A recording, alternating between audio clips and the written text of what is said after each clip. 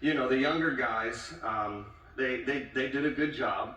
And it was kind of weird because I got a visit from Barack Obama and Nancy Pelosi, and they said to me maybe I should step aside for the younger generation. And isn't that crazy? What? Just a few crazy events have happened while I haven't been here.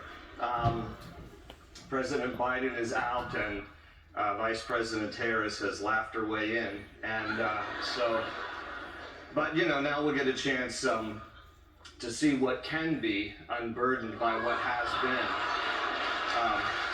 That's terrible. That's terrible. You've missed me, haven't you? With all that kind of that sarcasm, that gift of sarcasm. And then, of course, on a serious note, I was away when the assassination attempt against former President Trump. And that was the weekend I was teaching in Montebello, California.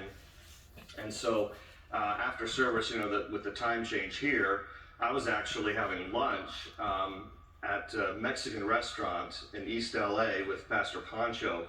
And the whole place is completely Spanish speaking, and so they even had televisions in this restaurant, and it was all in Spanish.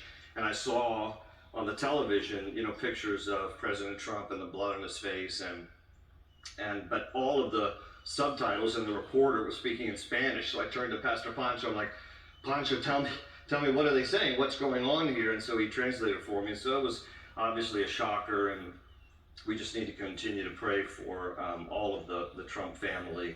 That was, that was clearly divine intervention.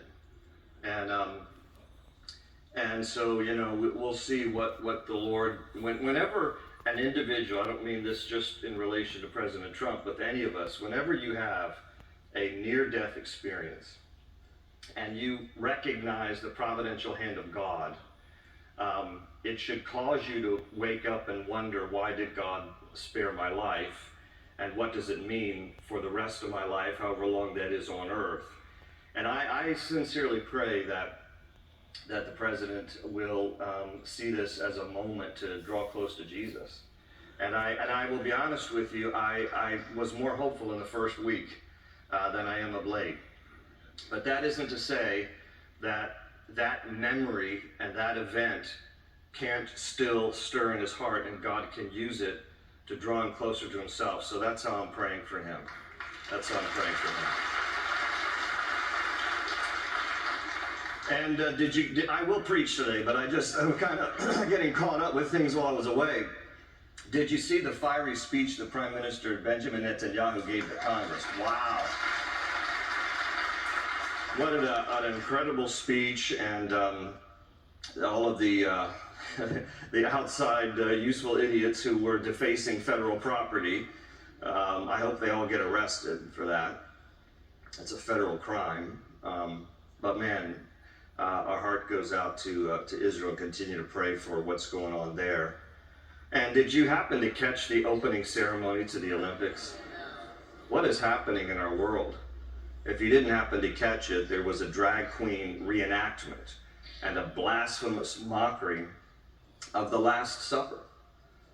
And it's just amazing what is happening in our world, and the incredible disregard for God, and the blasphemous demonic portrayal of that. That was pretty awful. But you want to hear some good news? Good news. Yesterday, Terry and I became the proud grandparents for the 8th time. Yeah, yesterday, Caleb Nathaniel Hamrick was born to our son Austin and our daughter-in-law Morgan. Morgan's parents attend here too, so congratulations to the Shops. And so we welcomed 8th grandbaby and Caleb Nathaniel Hamrick. So we're excited for them. That was just yesterday morning at 6 a.m.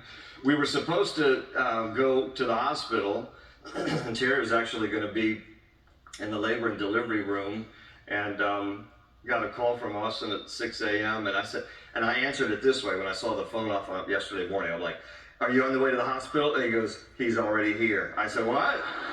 What happened to the advance notice? He says, Dad, we rushed to the hospital literally 5 minutes after we got into the hospital, the baby was born. So they didn't have any time to call us. So that was a very timely moment. And so we just went to the hospital yesterday morning. We were able to visit our grandson and Austin and Morgan. So pray for them. This is their third. They had 2 girls and now a boy. And so we're just happy for them. All right, everybody. Romans chapter 13, if you still